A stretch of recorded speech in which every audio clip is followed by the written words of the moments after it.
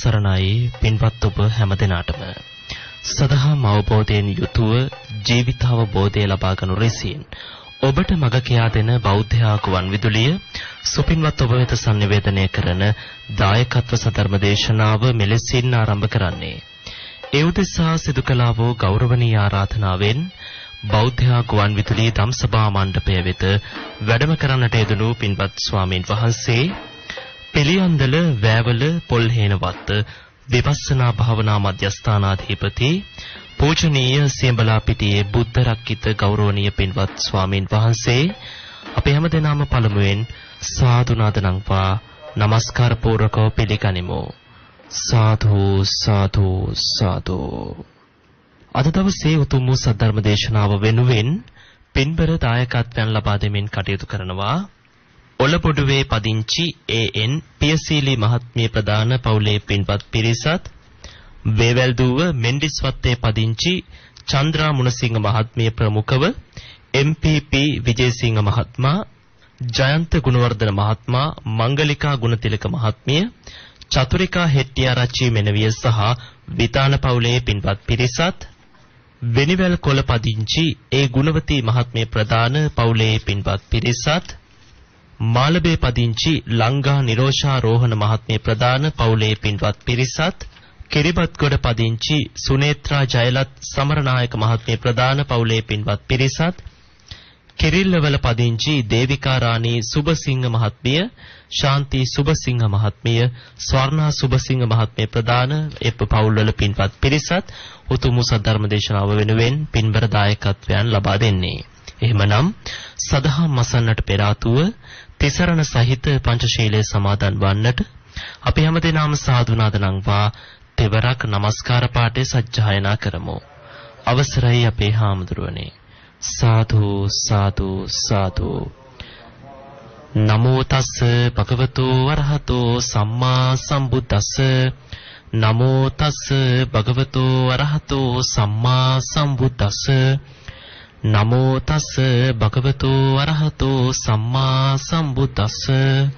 බුද්ධං සරණං ගච්ඡාමි.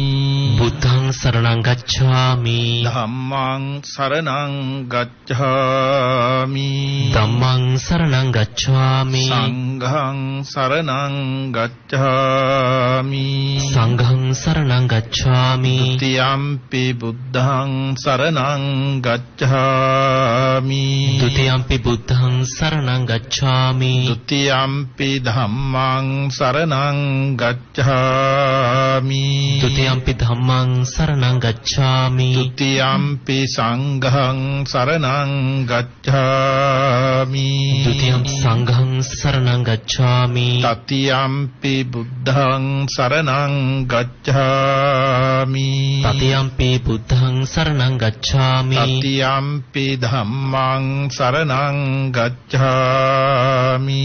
තතියම්පි ධම්මං සරණං ගච්ඡාමි. තතියම්පි සංඝං සරණං ගච්ඡාමි.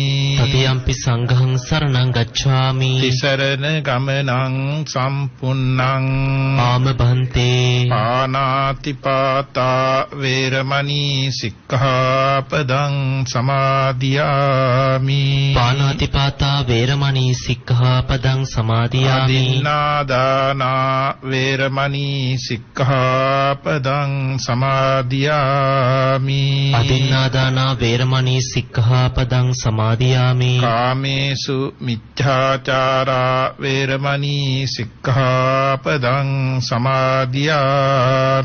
කාමේසු මිච්ඡාචාරා වේරමණී සික්ඛාපදං සමාදියාමි. මුසාවාදා වේරමණී සික්ඛාපදං සමාදියාමි. මුසාවාදා වේරමණී සික්ඛාපදං සමාදියාමි. සුරාමේරය මජ්ජපමා දට්ඨානා වේරමණී සික්ඛාපදං සමාදියාමි. සුරාමේරය මජ්ජපමා දට්ඨානා වේරමණී සික්ඛාපදං සමාදියාමි. සරණේන සද්ධිම් පංචශීලං ධම්මං සාදුකං සුරක්ඛිතං කତ୍තා අප්පමාදේන සම්පාදේත ආම භන්තේ සාදු සාදු සාදු සමන්ත චක්ඛවාලේසු අත්‍රා ගච්ඡන්තු දේවතා සද්ධම්මං මුනි රාජස්ස සුනන්තු සග්ග මොක්ඛදං ධම්මස්සවන කාලෝ අයං බදන්තා ධම්මස්සවන කාලෝ අයං බදන්තා ධම්මස්සවන කාලෝ අයං බදන්තා නමෝ තස්ස භගවතු අරහතෝ සම්මා සම්බුද්දස්ස නමෝ තස්ස භගවතු අරහතෝ සම්මා සම්බුද්දස්ස නමෝ තස්ස භගවතු අරහතෝ සම්මා සම්බුද්දස්ස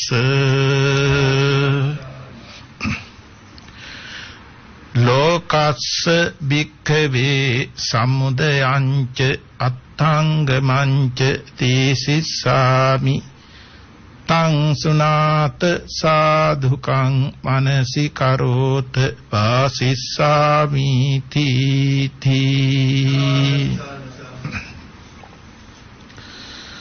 සද්ධා සම්පන්න කාරුණික පින්වත්නි බෞද්ධ ගුවන් විදුලි නාලිකාව මගින් මෙදිරි පරිශ්‍රයේ සිටින පින්වතුන් වගේම ලංකාවාසී ලෝකවාසී පින්වතුන්ට ශ්‍රවණී කිරීමට දේශනා වෙන ධර්මානුශාසනාව ශ්‍රවණී කිරීමටයි ඊතා සද්ධාවෙන් සෝදානම් වී සිටින්නේ.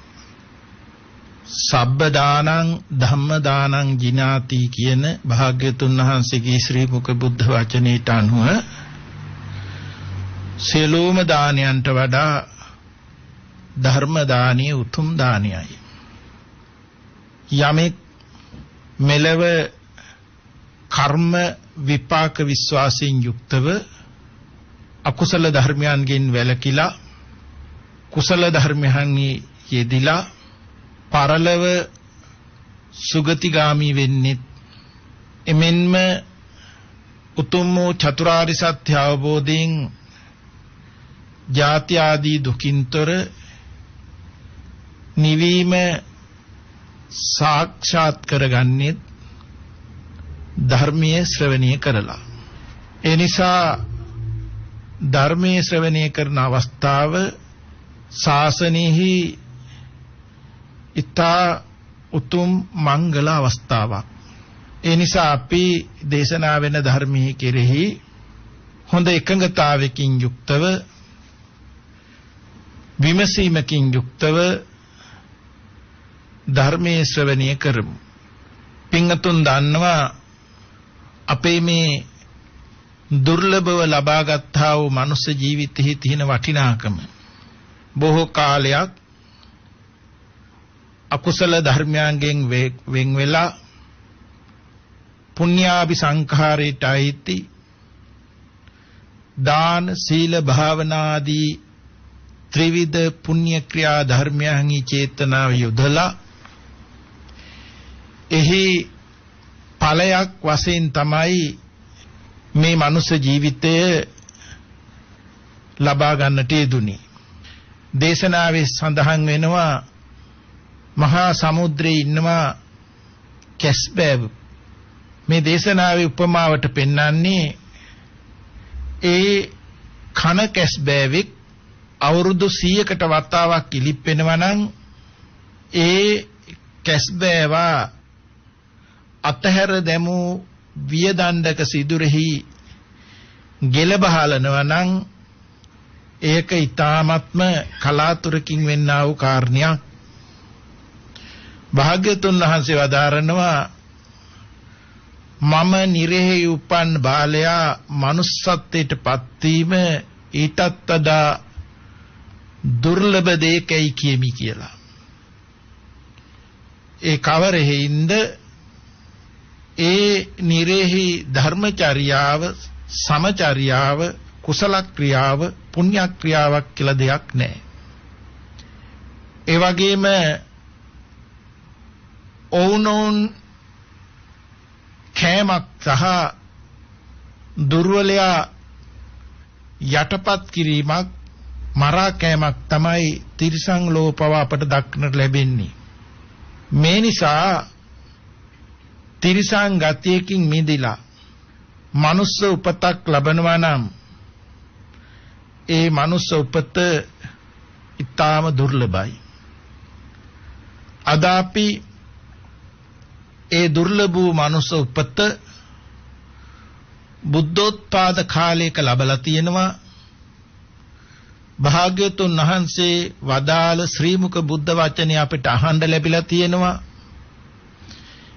ඒ නිසා අපි හැම කෙනෙකුටම පුළුවන්කමක් තියෙනවා ධර්මානුධර්ම ප්‍රතිපත්තිය අපේ ජීවිතයට එක් කර ගැනීමෙන් ඒ ජාති ආදී දුකින්තර උතුම් නිර්වාණ අවබෝධය සාක්ෂාත් කර ගැනීමට අද ධර්මානුශාසනාවේ මාතෘකා වශයෙන් සංයුක්ත නිකායේ ලෝක සූත්‍ර ධර්මයයි තබා ගන්නට යෙදුනේ. භාග්‍යවතුන් වහන්සේ සවැත් නුවර ජේතවනාරාමෙහිදී භික්ෂුන් වහන්සේලාට ආමන්ත්‍රණය කරමින් වදාරනවා ලෝකස්ස භික්ඛවේ සමුදයංච අත්ථංගමංච දේසිස්සාමි. මහණෙනි ලෝකේහි, මෙතන ලෝකේ කියලා කියන්නේ රූප වේදනා සංඥා සංකාර විඥාන කියන පංචස්කන්ධෙහි හට ගැනීමත් නැතිවීමත් දේශනා කරන්නෙමි. තං සුනාත සාදුකං මනසිකරෝත වාසිස්සාමීති. ඒ ආසාව මනාකොට මෙනෙහි කරව දේශනා කරන්නෙමි. මේ කාරණුත් අපිට පේනවා ධර්මයේ හොඳින් අහනවා වගේම මනාකොට මෙනෙහි කරන්නට අවශ්‍යයි කියන කරුණ. අදත් අපි අහන ධර්මය මනාකොට මෙනෙහි කරන්නට අවශ්‍ය කරනවා. අනතුරුව භාග්‍යතුන් වහන්සේ වදාරනවා ඛතමෝච භික්ඛවේ ලෝකස්ස සමුදයෝ. මහණෙනි පංචස්කන්ධ ලෝකේ හට ගැනීම කවරේදයත්. මේ ලෝකේ කියන වචනය පෘථග්ජන හිතකින් දකින්නේ මම යන්නෙක් වෙනම ඉන්නවා,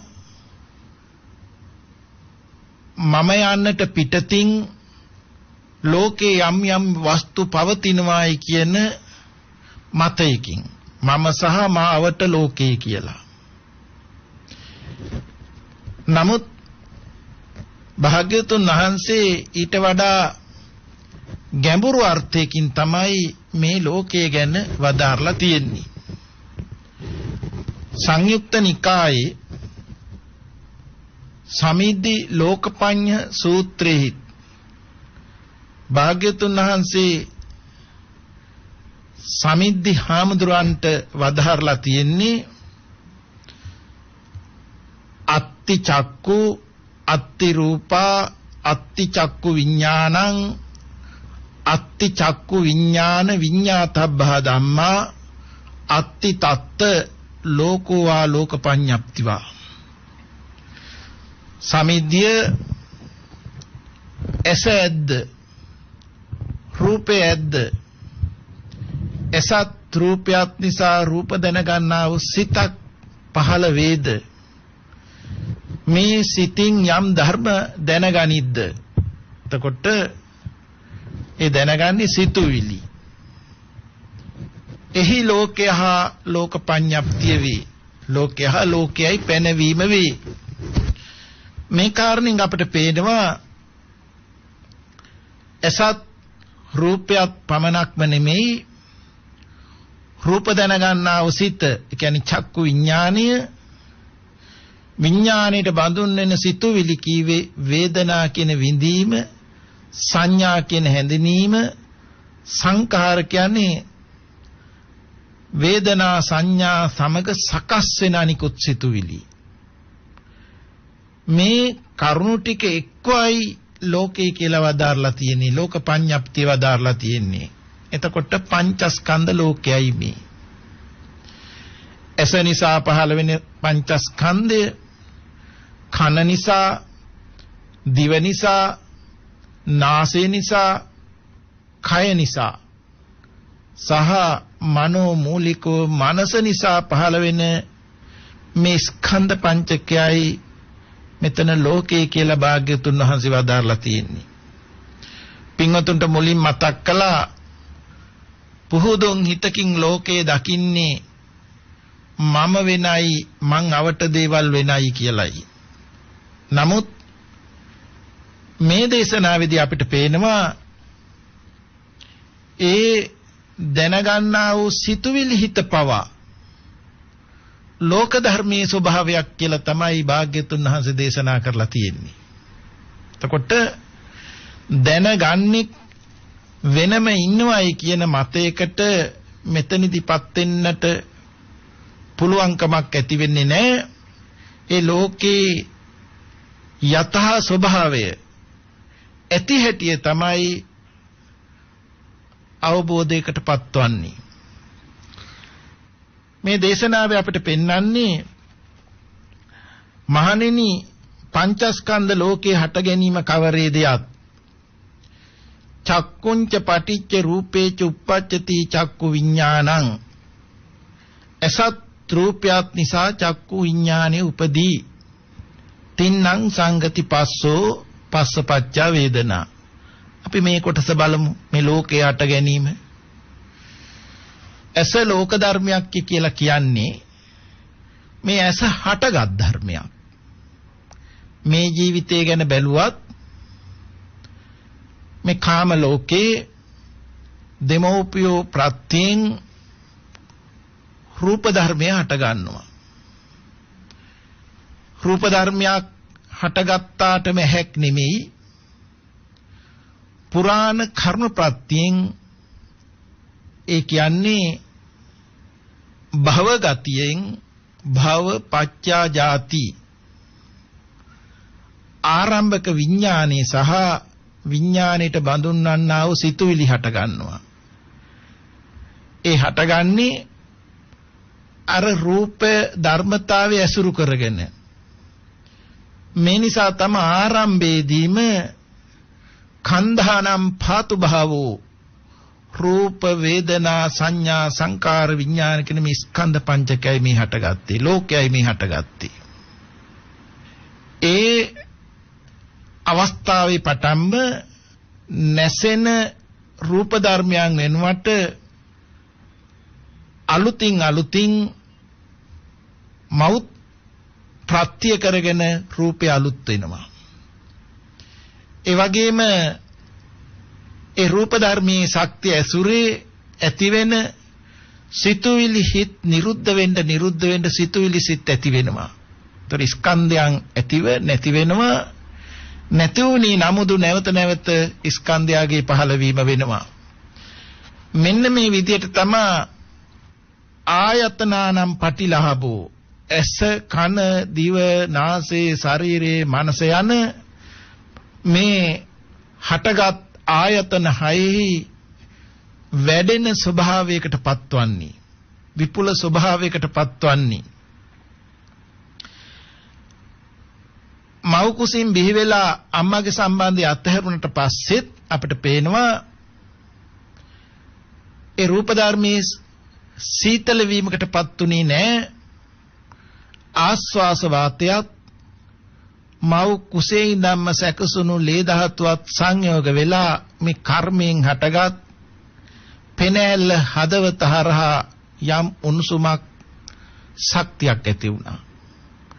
මේ ආස්වාස වාතයේ උදව් කරගෙන ඇති වෙන උණුසුම නිසා තමයි මේ ආයතනයාගේ සීතල වීම වළක්වලා අලුත් කරවන්නේ.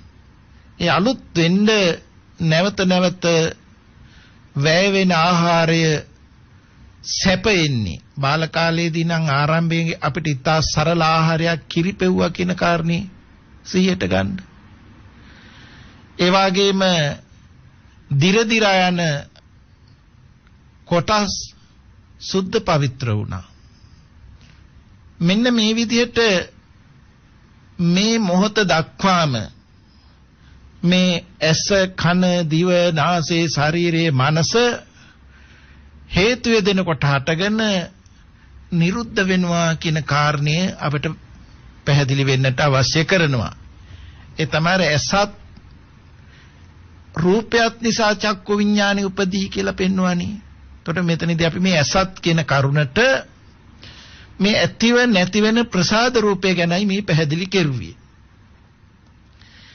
ඒ ප්‍රසාදයන්ට ගෝචර වස්තු කියන්නේ මේ පඨවි ධාතු කියන තද ගතිය, ආපෝ ධාතු කියන වැగిරෙන ගතිය, තේජෝ ධාතු කියන දවන ගතිය, වායෝ ධාතු කියන තල්ලු කරවන, සොලවන, පුම්බවන, හකුලවන ස්වභාවය කියන මේ සතර මහා ධාතුව සතර මහා ධාතුෙන් හටගත් ස්වභාවයක් තමයි හමු වෙන්නේ. අපි සාමාන්‍ය විවාහාරයේ කියනවා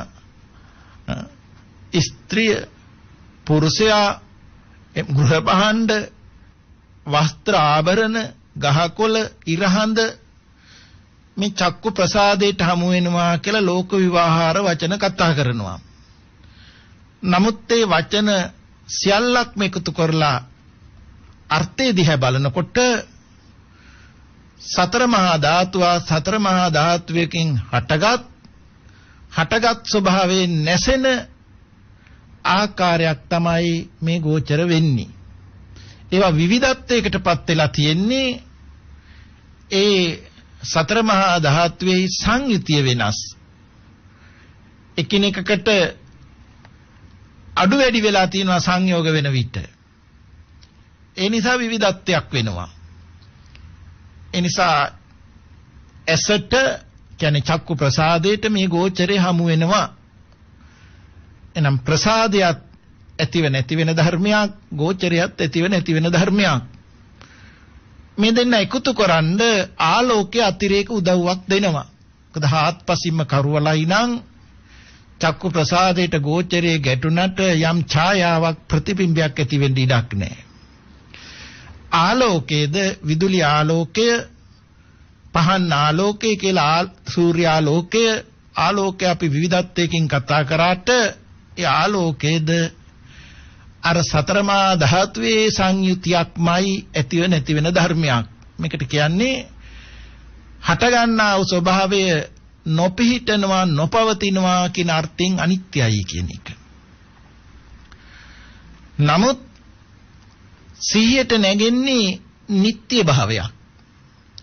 ඒ ඇයි බාල කාලේ පටන්ම මේ හමු වෙන දේවල් වලට නමක් කතා කරනකොට නමට අයිති ආකාරයක් ඇතේ කියන පිළිගැනිල්ලක් ඇති වුණේ.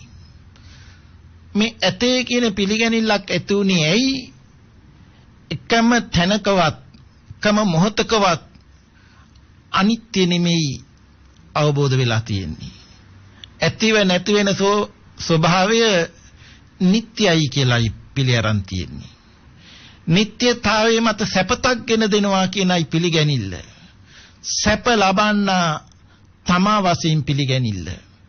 ඒ නිසා කොතෙක් ඇහැට රූපය හමු වෙලා ඒ පිළිබඳව දැන ගැනීමක් ඇති වෙලා නිරුද්ධ වූවත් ඒ දේවල් ඇතේ කියන මතය තුල බොහොම එල්මකින් තමයි භාවිතා වෙලා තියෙන්නේ. නැවත නැවත හමු වුණු දේවල් බලන්ඩ තියෙන ගතිය අත නොහැරුණා. ඒ නිසා එතන අපිට පේන්න ඕනේ අවිද්‍යා තෘෂ්ණා කියන ස්වභාවයේ මත ගතිය අත නොහැරුණු බව. ඒ නිසා අර බාල කාලේ අනුකරණය වෙනකොට නම් අහගන්නකොට නමට අදාළ දෙයක් ඇත කියන මතය භාවිතා වෙච්ච නිසා භාවිතා වෙච්ච ආකාරය තමයි සිහියට නැගෙන්නේ. ඒකට කියන්නේ අනුවණින් සිහිවීම නොහොත් අයෝනිසෝ මනසිකාරයයි කියලා. ඒ අනුවණින් සිහිවීම නිසා යම් දැනගැනීමක්, ඒ කියන්නේ රූප දැනගැනීමක් ඇති වෙනවා නම් ඒ එතෙන්ද කියන වචනය චක්කු විඥානය දැන් පැහැදිලි. චක්කුංච පටිච්ච රූපේච uppajjati චක්කු විඥානං. රූප දැනගන්නව සිතක් ඇති වෙනවා. මේ දැනගැනීම බලන්නෙක් ඉන්නවා, බලන්න දෙයක් තියෙනවායි කියලා තමයි දැනගැනීම ඇති වෙන්නේ. බොහෝ පාර ගණනාවක් ඒ විදිහට තමයි භාවිතා වෙන්නේ. තින්නම් සංගති පස්සෝ කියලා කියන්නේ මේ තිදෙනාගේ එකතු ස්පර්ශයයි. එක පැත්තකින් තේරෙන්න ඕනේ අනිත්‍ය වෙන ප්‍රසාදයට අනිත්‍ය වෙන ගෝචරය ගැටෙනකොට අයෝනිසෝ මනසිකාර්ය ප්‍රත්‍යයෙන් විඥානයක් හට ගන්නවා කියන තැනත් කාරණා තුනක එකතුවක්. ඇයි ඇහත් රූපයත් විඥානියත්. තවදුරටත් පැහැදිලි වෙනකොට ඇහත් රූපයත් අනිත්‍යයි නම්, කෙනෙක් නොවනවා නම්, අනාත්මයි නම් සිහිවීම මුල් වෙලා පෙනීම පෙනෙන කාරණේ විඥානීය කියන කරුණු තුනකි. විඥානයක් කියනකොට දැනගැනීමක් කියනකොට ඒ දැනගැනීම තුලයි පෙනීමයි පෙනෙන කාරණේයි කියන කරුණු තුන. තින්නම් සංගති පස්සෝ මේ දෙපැත්තම අපිට පැහැදිලි වෙන්න ඕනේ. පස්ස චෛතසික උපදින හැටි. පස්ස පච්චා වේදනා. ස්පර්ශ ප්‍රත්‍යයෙන් යම් වින්දනයක් හට ගන්නවා. මේක පස්ස පච්චා කියනකොට පස්ස නිසා වේදනා කියනකොට දෙවරකදී ඇති වෙනවා නෙමෙයි, මේක එකටම ප්‍රත්‍ය වෙනවා. නමුත් අපිට දෙසරකටයි කතා කරන්න වෙන්නේ. වේදනා පච්චා තණ්හා. වේදනාව නිසා තණ්හාව ඇති වෙනවා. තණ්හාව නිසා තණ්හා පච්චා උපාදාන. දැඩි අල්ලා ගැනීමක් ඇති වෙනවා. උපාදාන පච්චා භවෝ. දැන් බලපු අහපු අවස්ථාව ඉවරයි. ඒ දැනගැනීම ඇතිවෙන්න උදව් දුන්නා වූ හේතු සමගම දැනගැනීම කියන ඵලයත් ඒ ඵලයේ කියන ධර්මතාවයට එක්ව යෙදුණු සිතුවිලිත් වේදනා සංඥා සංස්කාර මේ සියල්ල නිරුද්ධයි. නමුත් ඒ බවක් නුවණකට නොදක්නාකම නිසා නිත්‍ය සුඛ ආත්ම වශයෙන් පිළිගත්කම නිසා උපාදාන පත්‍යා භවෝ කියන්නේ නැවත නැවත අනුවණින් සිහියට නැගෙන්න හේතු ධර්මයක් වුණා. භවගති අත නොහැරුණා. නැවත නැවතත් අලුත් වුණා. එහෙනම් මේ භවයේ කියන එකත් ප්‍රත්‍යයෙන් හටගන්න ධර්මයක්. ප්‍රත්‍යට අයිති ධර්මයක්. භව හේතුව. ඒ නිසා භව පච්චා ජාති කියනකොට මේ මොහොතේදීත් නැවත නැවතත් හටගන්නේ මමයේ කියන මතයක්මයි. මම රූපයක් බලනවා කියන මතයක්මයි. නැවත නැවත ඒ මතයට වසඟව කටයුතු කරන නිසා ඒ ගතිය නැවත නැවතත් තහවුරු වෙනවා. ඒ නිසා ජීවිතය අතහැරෙනකොට මනෝ මූලිකෝ මේ ගතිය පහළ වෙනවා. භව ගතිය නිරුද්ධ වෙන්නේ නැහැ. දැන් අපි ඇස ගැන විතරයි කතා කරුවේ. කන, දිව, නාසය, කය කියන මේ ద్వාර උදව් කරගෙන ඔය වැරදි ගතිය භාවිතා වෙනකම නිසා පංච ద్వාරයට යොමු නොවෙනකොට, පංච ద్వාරය ආරම්භය මානසිකාර නොවනකොට මනෝ ద్వාරය ආරම්භය මානසිකාර වෙනවා. මේ මනස කියන්නේ භාවිතාවෙන්ද සිහි වෙන කෘත්‍ය කර්මයෙන්ම හටගත් ස්වභාවයක්. ඒක මනස පුරාණ කර්මෙන් හටගත් ස්වභාවයක් කියලා කම්ම සූත්‍රයේ පෙන්නලා තියෙනවා. ඒ වගේම ප්‍රත්‍යයෙන් සකස් වුණු, ඒ වගේම මතු වේදනාවක් ඇතිවෙන්න වස්තුවක් වශයෙන් ඒ කියන්නේ හේතුවක් වශයෙන් දත යුතුයි කියලා. ඒ නිසා අපිට මෙතනම පැහැදිලි වෙනවා මේ නිතරම මනස මුල් කොට සිහියට නැගෙන්නේ භාවිතා වෙච්චි ආකාර සිතුවිලි වශයෙන් කියලා. මේ මානසික කෘත්‍ය තමයි භාවිතා වීම හා සිහි ගැන්වීම. භාවිතා වීම හා සිහි ගැන්වීමට ආස්වාස වාතයේ ලේ ධාතුව සංයෝගයෙන් කර්මයෙන්ම හටගත් පෙනහැල්ල හදවත හරහා උණුසුම ශක්තිය සැපෙන්න ඕනේ. මල සිරුරකේ සිද්ධිය වෙන්නේ නැහැ. ඒ නිසා රූප ධර්මයේ ශක්තිය උදව් කරගෙන භාවිතා වෙච්ච ආකාරයන් සිහියට නැගෙනවා මනෝ විඥාණයෙන් දැන ගැනීමක් වෙනවා. පින්තුන් හිතලා බලන්න අපිට කොයිතරම් කල්පනාවල් එනවා කල්පනාවලට එකතු වෙනවා කියන ස්වභාවයක් වෙනවද? ඒ වෙලාවේදී වෙන්නේ මේ මනංච පටිච්ච ධම්මේච උප්පජ්ජති මනෝ විඥානං කියන මේ ධර්මතාවය තමයි. මනස මුල් කොට අර ඇතිව නැති වෙන දේවල් වලට වටිනාකමක් දුන්නු භවගතිය නිසා ඒ ධර්මතා සිහියට නැගෙනවා මනෝ විඥාන කියන ස්වභාවය පහළ වෙනවා. මනෝ විඥානේ ළඟත් තින්නම් සංගති පස්සෝ පස්සපච්ච වේදනා වේදනා කියනකොට සංඥාවත් සංස්කාරයත් ඒ සමගමයි. විඥානයකට බඳුන් උනේ. එතකොට ස්කන්ධ පංචකේ උපාදාන කොට වෙනවා. උපාදාන පච්චා භවෝ. නැන් අනුවණින් ජීවත් වෙනවායි කියලා කියන්නේ පුරාණ කර්මය නිසා මේ ඵලය ජීවිතේ විපාකේ හට ගැනීමක් වුණා. විපාකේ උදව් කරගෙන නව කර්ම රැස් කරනවා මතු විපාක පිණිස. ඒ නිසා තමයි භව පච්චා ජාති කියලා මේ ගත කරන ප්‍රවෘත්ති අවස්ථාවටත් මේ ජාති කියන වචනේ එක් කරන්න පුළුවන්. නැවත හට ගැනීමටත් මේ ජාති කියන වචනේ එක් කරන්න පුළුවන්. මොකද මේ ජීවිතයේ ආයු කාලය ගෙවි යනවා. ආයු කාලය ගෙවෙනකොට භවගතිය වැඩෙනවා. ඒ නිසා තමයි මේ අවකාශයේ විශ්ව ධාතුව තුල රූප ධර්මයෝ සැකසෙනවා නම් භවගතියට අනුතුරු නැවත ජාතිය කියන්නේ නැවත ඒ කර්මානුරූපව සය ආයතනයක් හට ගැනීමක් වෙන්නේ. අපි මුලදීම මතක් කළා ඒ ආරම්භක හට ගැනීම ගැන. මෙන්න මේ විදිහට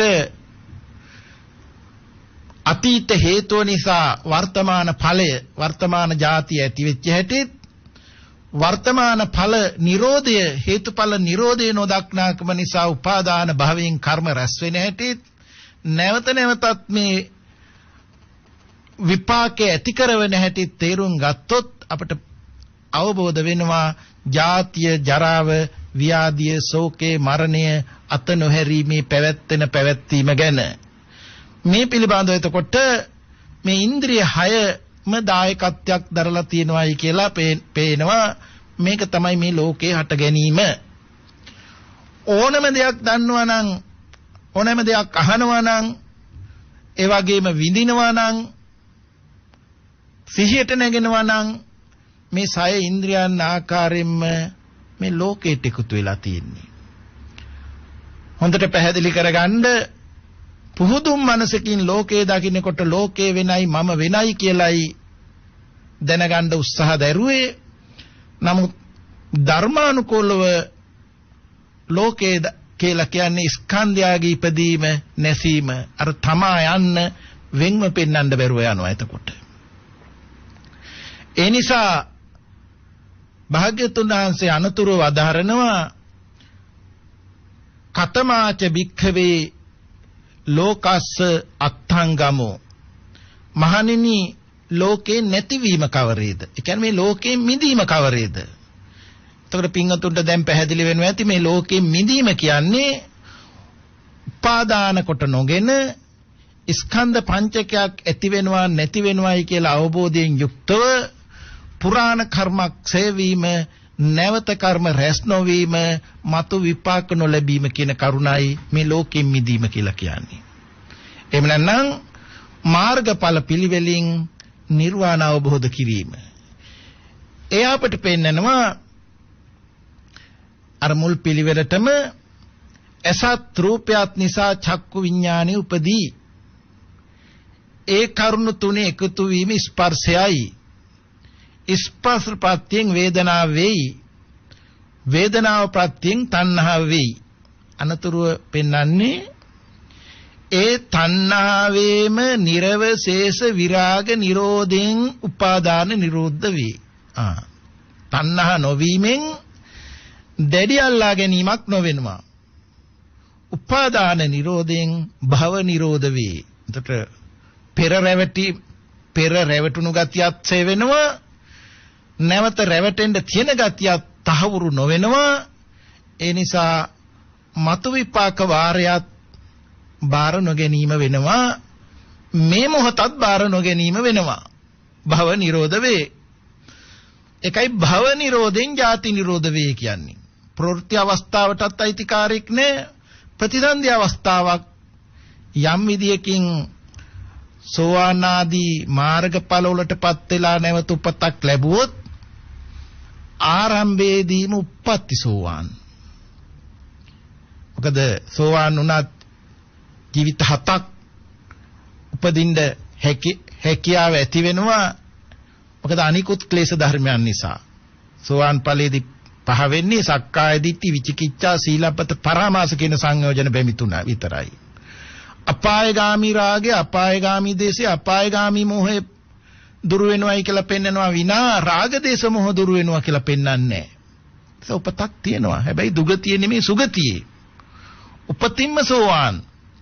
ඒ නිසා ඉන්ද්‍රියන් ගෝචරයන් ගැටෙනකොට කිසිවෙකුගේ උදව්වක් නැතුව හේතුඵල නිරෝධී කියන ධර්මතාවයේ සිහිනුවන උතන ඉදිරිපත් වෙනවා. යථාර්ථ දැකීම. ඒ නිසා තමයි උප්පත්ති වාරවල් අඩු වෙලා සකදාගාමි කාම ලෝකේ නූපදෙන අනාගාමි ඵලයෙන් එහාට ඒ උද්ධම් භාගීය සංයෝජනී කියන ඉහළ කොටසට අයත් සංයෝජන බැමි පවා දුරු කරගෙන රහත් ඵලෙන් පරිනිර්වාණය නිවි සැනසෙන්න පුළුවන්කමක් ඇති වෙන්නේ. ඒ නිසා ඒ භව නිරෝධෙන් ජාති නිරෝධ වෙනවා. ජාති නිරෝධෙන් ජරා මරණ ශෝක පරිදේව දුක්ඛ දෝමනස උපායාසය නිරුද්ධ වෙනවා. ඒ අනුව මේකට ප්‍රධාන කාරණේ එහෙනම් ඇසත් කනත් දිවත් නාසයත් කයත් හටගෙන නිරුද්ධ වෙනවා කියන ධර්මතාවයේ වැඩිම. හේතු යෙදෙනකොට හටගත් ස්වභාවයක් නොපවතිනවා කියන ධර්මතාවයේ වැඩිම. විවේක අවස්ථාවල් වලදී ආස්වාසේ නිරුද්ධ වෙනවා. ප්‍රස්වාසේ නිරුද්ධ වෙනවා කියලා සිහිනුවන පිහිටියොත් මුලින් මතක් කළ ආස්වාස වාතයේ ලේ ධාතුවත් එක්ක සංයෝග වෙනකොට යම් උණුසුමක් ශක්තියක් ඇති වෙනවා. ආස්වාසේ නිරුද්ධ වෙනවා. ඒ උණුසුම මේ සීතල වෙන සිරුරට, ඒ කියන්නේ ආපෝ බලවත් වෙන්න යන ආපෝ ධාතුවේ තෙජ ගුණයට එකතු වෙනකොට උණුසුමත් හිතත් නසාගෙන තේජෝ ආපෝ දෙක නසාගෙන වායුවක් උපදිනවා නම් ඒ වාතේ යම් ක්‍රියා රසක් කරලා නිරුද්ධ වෙනවා කියන එක තමයි ප්‍රස්වාස නිරුද්ධ වෙනවා. ආස්වාසේ ප්‍රස්වාස වෙනවත් නෙමෙයි, ප්‍රස්වාසී ආස්වාස වෙනවත් නෙමෙයි. ඒ පිළිබඳ සිහිනුවන පිහිටියොත් මේ ඇස කන දිව නාසය ශරීරයේ මනස හටගෙන නිරුද්ධ වෙනවා කියන ධර්මතාවය අවබෝධ වෙනවා. ඒ නුවණටම හමු වෙන සතරමා ධාතුවෙන් හටගත් සියල්ල නිරුද්ධ වෙනවා කියලා අවබෝධ වෙනවා. ඒ නිසා අයෝනිසෝ මනසිකාරය නෙමෙයි දැන් ඉදිරිපත් වෙන්නේ යෝනිසෝ මනසිකාරයයි. සිහිනුවණින් මෙනෙහි කිරීමයි. සිහිනුවණින් මෙනෙහි වෙනකොට බලන්නයි බලන රූපයයි විඥානයයි හිත අසත් රූපයත් අනාත්ම නම් කෙනෙක් නොවෙනවා නම් අනාත්ම ධර්මතා නිසා පහළ වෙන සිතුවිලි සිතත් අනාත්මයි. ඒ නිසා රූප දැනගන්නාව සිත, ශබ්ද දැනගන්නාව හිත, ගන්ධ දැනගන්නාව හිත, රස දැනගන්නාව හිත, ස්පර්ශ දැනගන්නාව හිත අනාත්මයි. ඒ අවබෝධය දැන් මනෝමූලිකව ලැබෙනකොට මනසට සිහියට නැගෙන්නා වූ අරමුණොත් මනෝ විඥානයත් අනාත්මයි. ඒ නිසා යම්තාක් ඔය සිහියට නැගෙන්නේ නැති අතීතයක්. ඉපද නිරුද්ධ වෙන අතීතයකට මේ පණ දෙන්නේ. ඒ වගේම නූපන්නා වූ අනාගතයක් මේ අනුගමනය කරන්නේ. මේ කාරණා දෙකම වර්තමානයේහි මේ පහළ වෙන්නේ. පහළ වෙන ස්වභාවයේම ඇතිව නැති වෙන ස්වභාවයක්. මජ්ක්‍ධිම නිකායේ බද්දේක රතන සූත්‍රයේ අපට පැහැදිලි කරලා තියෙනවා අතීතං නාන්වාගමෙය්‍ය. අතීත පංචස්කන්ධය තෘෂ්ණා දෘෂ්ටි වශයෙන් අනුගමනය නොකරන්නේය. ඒ අනුගමනය කරන්න නොහැකි. අතීතේ නිරුද්ධයි. වර්තමානයේ මේ වාතයේ මුල් කොට පහළ වෙන්නේ ඒකේ ආකෘතියක්.